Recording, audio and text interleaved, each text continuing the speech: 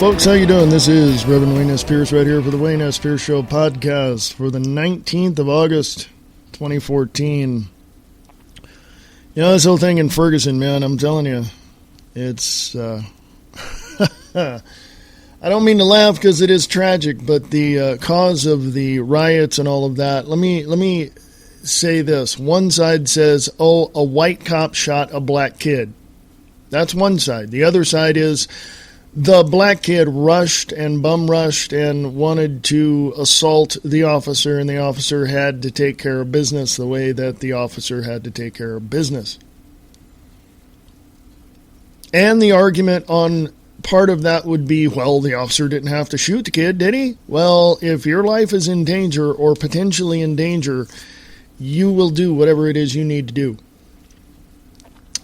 And this cop, as they are trained, was in the moment thinking that his life was in danger and believed beyond a shadow of a doubt, really, that his life was in danger because he had struggled with him. 12 witnesses have come out already and said, yes, this is what the kid did. Rushed him, tried to tackle him, all this, that, and the other thing. And things happened before that, of course. But the facts are facts. So let's do this. First of all, put the race card away, you dumbasses. Secondly, let's take a look at the information provided by the witnesses. Third, let's take a look at the incident itself. And fourth, let's look at why the rioters and why the looters and why these protesters are out there doing what they do. Well, I'm not going to go through all those on this particular podcast, but I will say this. It's you that has to take a look at this information. I already have my view of it. From the information that I have received, I have seen and have put together myself in my own mind from my own perspective, is the fact that this cop had to do what he had to do, and it was tragic. I'm not on the cop's side. I think something else should have been done, but there was a struggle of some sort prior to this incident, so obviously there was some emotion in that. But I don't think a lot of people are looking at the facts, and I don't think they really want to look at the facts. I don't think anybody wants to look at the facts. I think that on the surface, the emotional, visceral reaction is black on white. That's number one. We are still a racist country. You can see it in everything. I don't care what it is. You see it everywhere. And we have to stop that bull crap right now. Plus, add to all of that political correctness. We need to get rid of that too. Because it's stupid. It's absolutely stupid. Now, a lot of people would say, well, geez, you must be on the side of the cops. No, I'm not.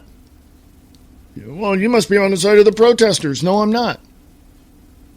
I'm looking at this from an outsider's point of view, realizing that the situation was tragic. The result of the struggles and all of that was tragic.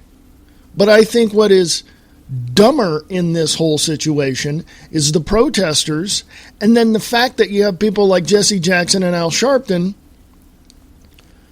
there doing what they do, race-baiting morons as they are.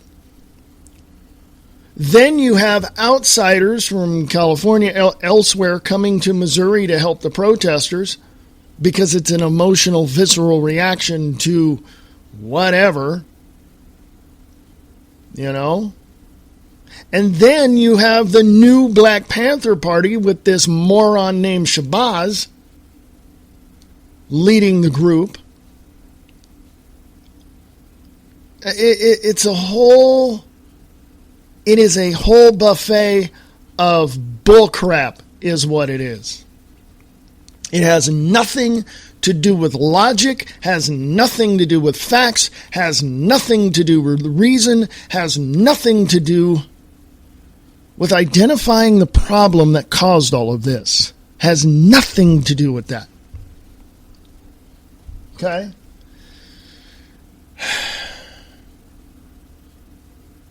And I just simply want to say, people have got to get their heads out of their lower orifice of their body and look at this situation and decide for themselves.